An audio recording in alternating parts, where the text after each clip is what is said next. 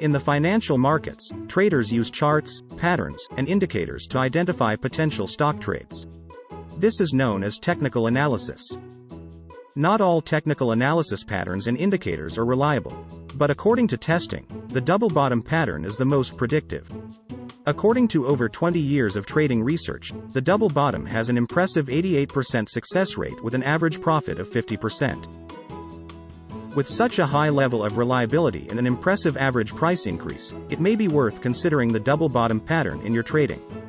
The double bottom chart pattern identifies a reversal point in the stock.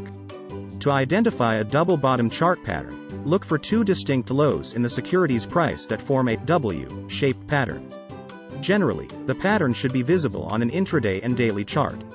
After identifying the two bottoms, look for a confirmation of a trend reversal by watching for a breakout either above the upper resistance line or below the lower support line.